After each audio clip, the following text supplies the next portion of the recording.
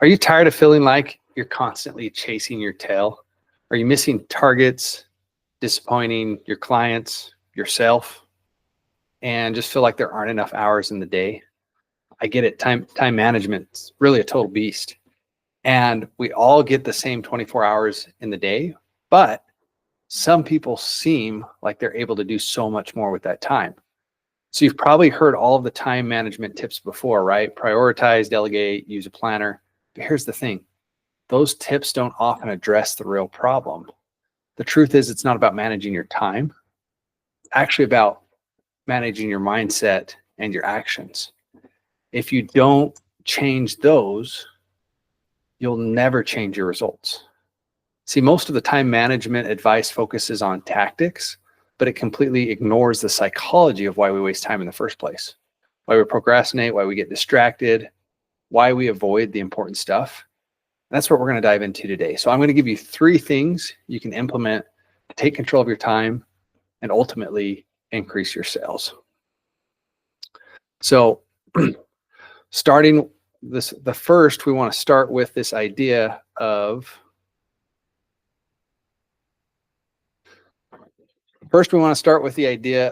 building your calendar around the life you want. So too often someone has their goal and their present state, and they want to get to, let's say you're a sales rep and you want to get to $100,000 a year or $500,000 a year or $1 million a year in sales commissions, right? So you set this goal, right? And then you start planning all the things you're going to have to do to get to this goal someday, right? So, and often what we do is we start making this long to-do list. Okay, I've got to talk to this many contacts a day. I've got to close this percentage of deals. I've got to spend this many hours on the phones or on the doors. You know, I've got to, you know, get my closing percentage at such and such rate. And then we start building our life around a to-do list. And one idea that's been really life-changing for me the past couple of years is instead of working towards the goal, like start living the life I want to today and be the person I want to be at the end of the goal and operate out of that space and operate out of my time is somebody who lives like a sales rep that makes $100,000 a year or $500,000 a year or $1 million a year. That instead of just making that something I get to in the future, I start living that way today. Now that might seem, if you haven't thought of this concept before, that might seem a little bit crazy. And it kind of is. And so what I'm proposing is that instead of focusing on the goal in the future, you take the goal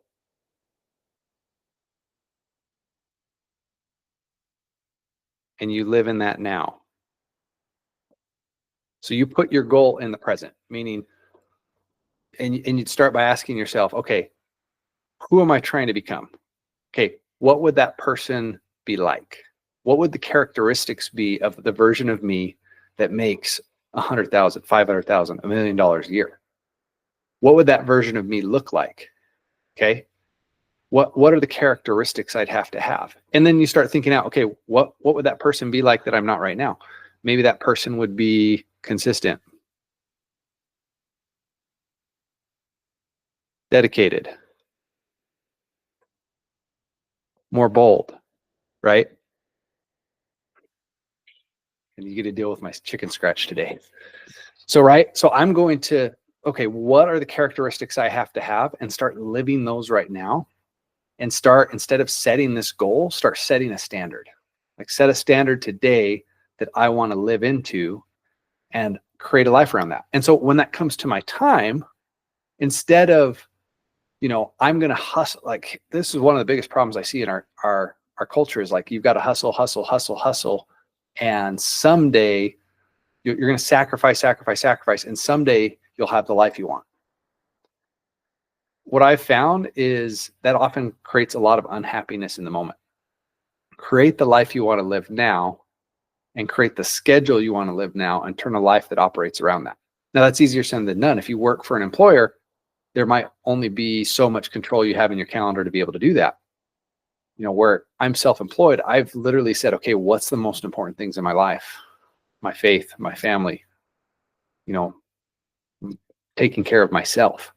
And those things are put into my calendar first, those important items first.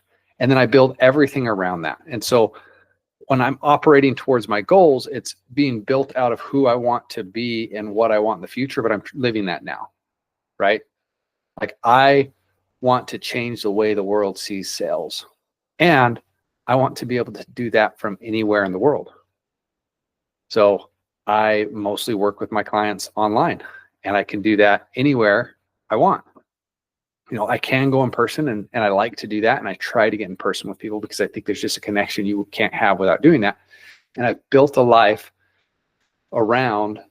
I built my calendar around the ideal life I want to have and found a job that matches it. And if you want to read a great book that talks about this, Anti-Time Management by Richie Norton. He talks about a lot of cool principles such as time tipping, time stacking, and really living in that future goal you have right now.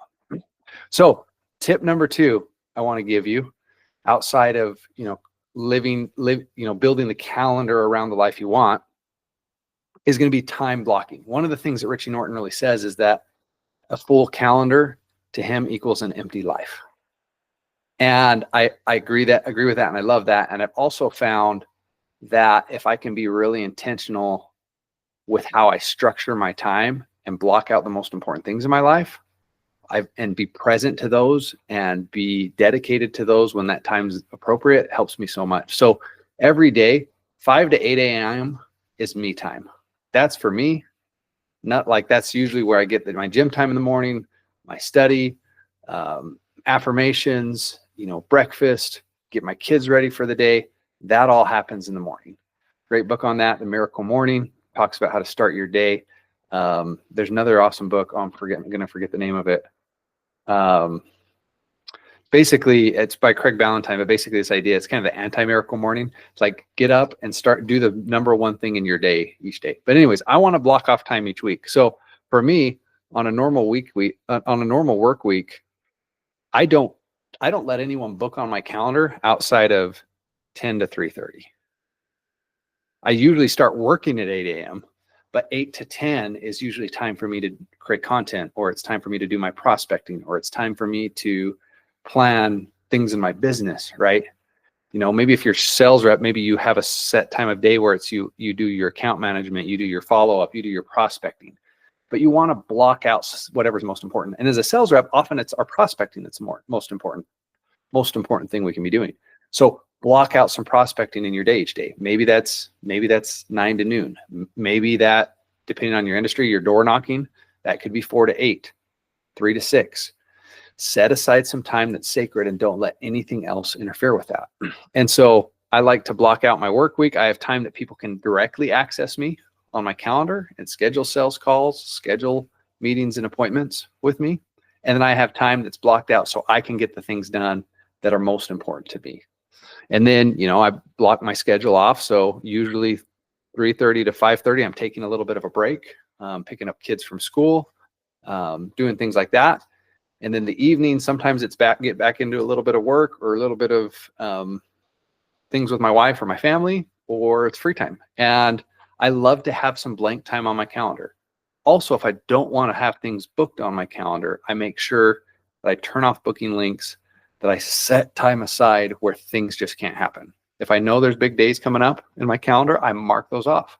If it's a birthday, if it's going out of town, if it's going to just spend a few days on vacation with my family, I block those things off so things don't get in the way. And I stick to that. And I live by that. So time blocking can be a really effective way to take your work week, take all the hours you have in a week. And, if you do the math, let's say you get 8 hours of sleep and you're religious to that, you've got 16 hours a day times 7, you've got 112 hours a week to work with, right? So where are you going to divide up those hours in your week? And look, I kind of made this comment earlier that I don't think there's anything wrong with those that want to grind and want to hustle. There's days where I'm working 6 a.m. till 9 o'clock at night. And then there's days where I have completely open and nothing on my calendar. Right. And so I think it's just realizing and understanding, like, you can be intentional with the way you use your time and the way you live your life. And in being very intentional with your time can help decrease the burnout and help you stay more motivated, really provide more happiness and peace. So last thing I want to go over and share with you guys is what's called the Eisenhower matrix.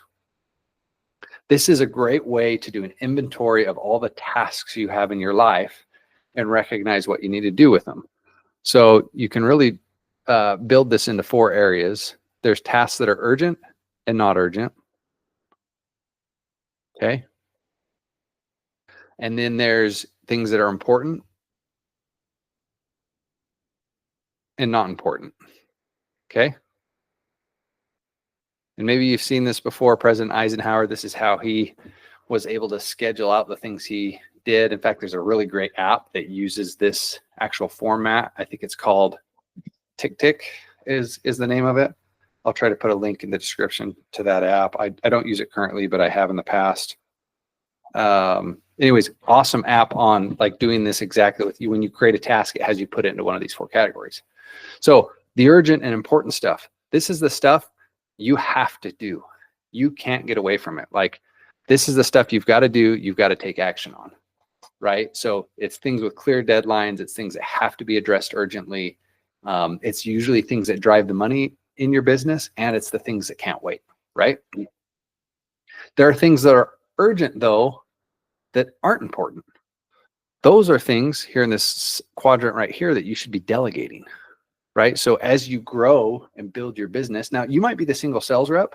If you get to the point where you're making 6 figures, and let's say you have to do account management. In solar, I had to do account management for myself. There came a point where I was like, hey, I'm spending too much time managing my accounts, which are urgent, but not the most important thing to making money for me. Like, they led to referrals, and it was a good thing I had to have done. And I just recognized, like, hey, if I just hire somebody at 15, 20 bucks an hour to take care of this work for me, I can go out and spend all my time on the thing I do best, which is selling and making more money. Okay. I wanted the company to provide that for me and offer that for our top salespeople. It wasn't something they wanted to do. So I looked at what I was making and said, I can make way more money if I just take these 5-10 hours a week of responding to emails, sending out text messages to customers, updating them on their account and the status of what's going on, and just delegate that all to somebody else. And my income soared when I did that. Then there's the not urgent, but important tasks. These are things, once again, that you've got to schedule, right? So it could be your prospecting. It could be, if you're creating content, it could be creating content each week. You know, maybe creating content isn't urgent. It's something you've got to get done. And there's always seems like there's something you've got to respond to right away, right? So things that aren't urgent but important, I would actually say that this category here is probably the most important. You have to, going back to this idea of time blocking, look at what makes you money and isn't urgent. And that's often the things you're neglecting to do that could really be driving forward your business. So take this section and really focus on that. This, you know, the idea that I want to wake up in the morning and spend my time doing the thing that's the most important, that would be this kind of stuff. So find time in your week where you have things that are very important but just not urgent, and block out time and treat that time as sacred. And the last area is the stuff that's not urgent and not important. Just get rid of those things. Just delete them. And why don't we do that? I think sometimes it's easier to, hey, I'm going to organize my desk today rather than make sales calls, right? I'm going to, I don't know, like it'd be a lot easier to, hey, do some pipeline management than to go out and prospect, right? And so sometimes we take tasks that aren't important, that aren't urgent, and we put it in front of things that are actually important, right? So I found this Eisenhower matrix is a good way sometimes to look at the tasks I'm doing.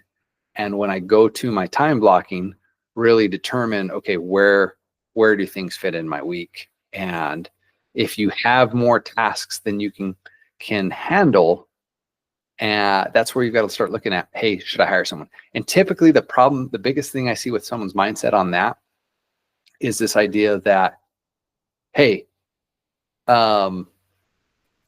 I could do it myself. So I could save the money if I just did these tasks myself and spent more time doing it. Look, that's not going to help you. If you don't enjoy doing it, hire it out, especially if you can make more money with your time doing something else, right? Like obviously this doesn't apply if you're in a set job, an 8 to 5 job, and you have a set income, right? But if you own a business, if you're a salesperson and your time is very valuable, you've got to start outsourcing things that aren't important. So good example of this, and my partner and I, we own a real estate business, and we finally decided to hire an assistant to start handling a lot of things for us. It's like, man, well, we pay her this money a month. Or this conversation we had with my partner is like, well, man, we're going to be missing out on probably $1,000 a month that we could have for our business. And yeah, and that's usually the first thought that comes up. I thought the same thing the first time I was hiring an assistant. It's like, man, do I really want to make this commitment to be spending $1,000, couple $1,000 a month to have someone take over my email and take over my calendar for me and take over my customer updates and text messages that I send out each week, right? And what I've found every time I've hired somebody, my business, like hired someone who's bought back my time, like read Dan Martell's book, Buy Back Your Time. It's amazing. Talks a lot about this. My income has always gone up because I get to go back to doing what I'm best at, doing it, the things that light me up, doing the things that I enjoy the most, and the things that are the biggest money-making opportunities for me in my business. So all of this being said, longer episode today, look at your time. Where are you spending your time? And I imagine if you go through these 3 things, if you say, okay, this is where I want to be. Who would I have to be now to live like that person I want to be in a couple of years, right? And start living from that today and creating your life around that. Looking at your week, time blocking things out, making sure that the most important parts of your week are being taken care of, right? And that you have time set aside to do the things that make you the most money in your business. I'm Drew Norton, the Everyday Sales Leader. This is your daily dose of sales inception. Make sure that you subscribe to the channel if you're not, and down in the comments if you want to join the Everyday Sales Leader community, get access to my course at no cost. Click the link below and join.